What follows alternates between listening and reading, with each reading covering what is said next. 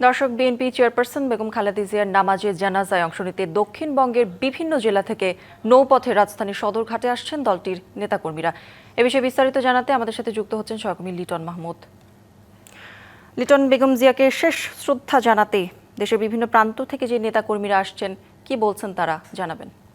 যেমনটি বলছিলেন, দক্ষিণ অঞ্চলের প্রায় ৪২ রুট থেকে বিএনপি চেয়ারপারসন বেগম খালেদা জিয়াকে শেষ বেলায় শ্রদ্ধা জানাতে এবং তার নামাজে জানাজায় অংশগ্রহণ করতে ইতিমধ্যেই কিন্তু বেশ কয়েকটি লঞ্চ এসে সদরঘাট লঞ্চ টার্মিনালে ভিড়েছে এবং আমরা সেখানে দেখতে পেয়েছি অসংখ্য নেতাকর্মী। তারা কিন্তু দক্ষিণ অঞ্চলের বিভিন্ন গন্তব্য থেকে বিভিন্ন জেলা থেকে তারা এই নৌপথে সদরঘাটে এসেছেন এবং তারা যেটি বলছেন যে তারা আসলে এই যে তাদের যে হারানোর বেদনা সেটি কোনোভাবেই পূরণ করবার নয়, তবে তারা আশা করছেন যে শেষ বেলায় যথাযথ রাষ্ট্রীয় মর্যাদা সহ তাকে যে বিদায়ের যে ব্যবস্থা করা হয়েছে সেইখানে তারা অংশগ্রহণ করতে চান এবং সে অনুযায়ী তারা যে তার দুপুর আজ 2টোর সময় যে নামাজের জানাজা হওয়ার কথা সেখানে তারা অংশগ্রহণ করতে চান এবং সেই জন্যই তারা আসলে গতকাল রাতেই রওনা দেন। এবং নতুন এবং ফিরে আসা গ্রাহকদের জন্য নগদে চলছে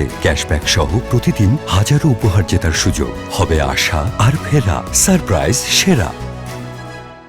আজকে তারা এখানে সদরঘাটে এসে পৌঁছেছেন এবং তারা আশা করছেন যে তারা সময় মতো সেখানে পৌঁছতে পারবেন এবং সেই নামাজের যে জানাজা বেগম জিয়ার সেখানে তারা অংশগ্রহণ করবেন এবং এরপরে যে শ্রদ্ধা জানানোর প্রক্রিয়া এবং সমাহিত করার যে প্রক্রিয়াটি সেখানেও তারা যেতে চান বলে তারা জানিয়েছেন আমাদেরকে।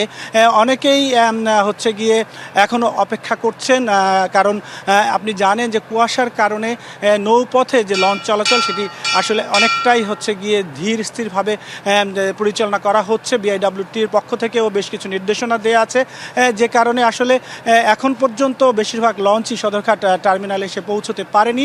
আমরা অপেক্ষা করছি আরও অন্যান্য যে সকল নৌযান অর্থাৎ জাহাজ রয়েছে লঞ্চগুলো সেগুলো ঘাটে ফেরা মাত্র আপনার মাধ্যমে নিশ্চয়ই আমরা দর্শকদের জানিয়ে দিতে পারবো। এই ছিল সদরঘাট থেকে সর্বশেষ তথ্য। কৌরি। লিটন, ধন্যবাদ আপনাকে।